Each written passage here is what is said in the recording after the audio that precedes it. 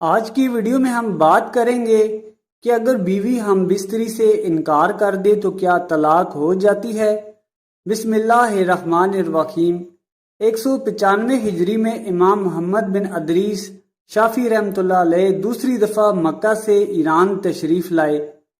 اس بارے میں امام زعفرانی لکھتے ہیں کہ اس دفعہ امام شافعی نے خلافت وقع 3 سال بغداد میں قیام کیا۔ ان کے بغداد میں اس قیام کے دوران ایک بہت عجیب و غریب واقعہ پیش آیا۔ واقعہ بہت دلچسپ ہے۔ ایک دن حضرت امام شافعی رحمۃ اللہ علیہ کی مجلس لگی ہوئی تھی۔ آپ دین کی تبلیغ میں مصروف تھے۔ یکدم سے شور اٹھا کہ بغداد کے گورنر تشریف لا رہے ہیں۔ گورنر بغداد آیا اور خاموشی سے آپ کی مجلس سننے لگا۔ امام شافعی رحمۃ اللہ علیہ نے آپ کی طرف دھیان کیا اور آنے کی وجہ پوچھی تو وہ کہنے لگا کہ میں نے اپنے شہر کے علماء سے آپ کے بہت چرچے سنے ہیں۔ میں ایک ایسا مسئلہ لے کر آیا ہوں جس کا کسی عالم کے پاس حل موجود نہیں ہے۔ اس مسئلے کا تعلق میری اور میری بیوی کی ذات سے ہے۔ ہم دونوں پچھلے کچھ عرصے سے بہت پریشان ہیں۔ میرا سوال یہ ہے کہ آپ بتا سکتے ہیں کہ میں جنتی ہوں یا جہنمی؟ یہ بہت عجیب و غریب سوال تھا۔ حضرت امام شافعی رحمۃ اللہ علیہ گورنر کا سوال سن کر مسکرا دیے اور کہنے لگے لگتا ہے کہ مسئلہ کچھ اور ہے، کیا مجھے پورا مسئلہ بتانا پسند کریں گے؟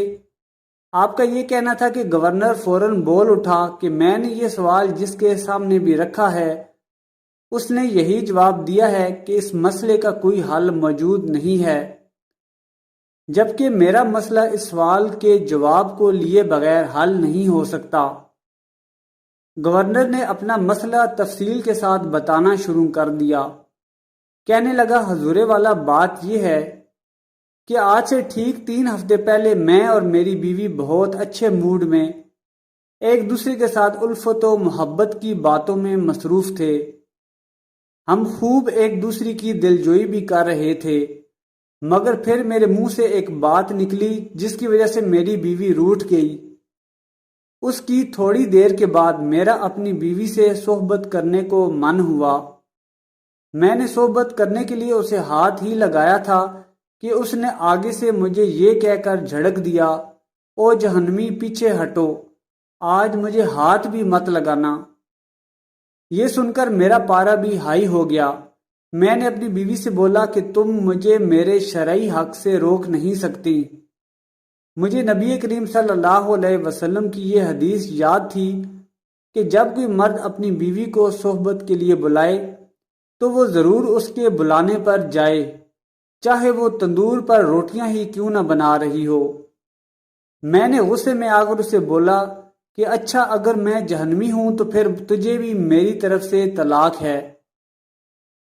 اسی میں رات گزر گئی اور صبح ہوتے ہی ہمیں اپنی غلطی کا اندازہ ہوا، جس کی وجہ سے ہم پریشان ہو گئے کہ یہ ہم نے کیا کر دیا۔ بیوی کو بھی اپنی غلطی کا احساس ہو گیا۔ صبح میری بیوی مجھ سے پوچھنے لگی کہ کیا مجھے طلاق ہو گئی؟ میں نے پریشان ہو کر جواب دیا کہ طلاق تو اس شرط پر دی تھی کہ اگر میں جہنمی ہوا۔ پھر گورنر بغداد حضرت امام شافعی رحمۃ اللہ علیہ سے کہنے لگے پچھلے 3 ہفتے سے اپنے شہر کے ہر بڑے عالم کو بلا کر اس سوال کو پوچھ چکا ہوں، پر کوئی بھی تسلی بخش جواب نہیں دے پایا، جبکہ میں اپنی بیوی کو کسی صورت میں چھوڑنا نہیں چاہتا۔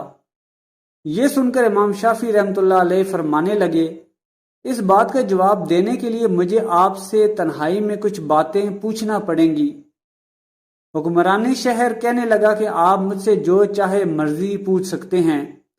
امام شافعی رحمۃ اللہ علیہ نے پوچھا آپ یاد کر کے بتاؤ کہ زندگی میں کبھی کوئی ایسا گناہ کرنا چاہتے تھے جو کہ آپ کے لیے بہت آسان تھا مگر اللہ کے ڈر سے آپ نے وہ گناہ نہ کیا؟ یہ سن کر خلیفہ سوچ میں پڑ گیا اور کچھ یاد آنے پر کہنے لگا ایک دفعہ میں اپنے دفتری کاموں سے جلد فراغت کے بعد اپنے بیڈ روم میں آ گیا، دیکھا تو صفائی کرنے والی لڑکی کمرے میں موجود تھی، وہ بہت خوبصورت تھی۔ جب میں نے کمرے کا دروازہ بند کیا تو وہ سمجھ گئی کہ میری نیت خراب ہو چکی ہے۔ وہ بہت عبادت گزار لڑکی تھی۔ اس نے کہا کہ جناب اعلیٰ، دروازہ بند کر کے دنیا کی نظروں سے تو چھپ گئے ہیں، مگر اللہ کی نظروں سے کیسے چھپیں گے؟ وہ تو دیکھ رہا ہے۔ اس کی بات سن کر میں خوف سے تھر تھر کانپنے لگا اور اسی حالت میں کمرے کا دروازہ بھی کھول دیا۔ دروازہ کھلتے ہی وہ لڑکی وہاں سے بھاگ گئی۔ میرے پاس بدکاری کرنے کا موقع تھا، لیکن اللہ کے ڈر سے میں نے ایسا نہ کیا۔ یہ ایسا گناہ تھا جو کہ میں آسانی سے کر سکتا تھا، مگر اللہ کے ڈر سے میں نے نہ کیا۔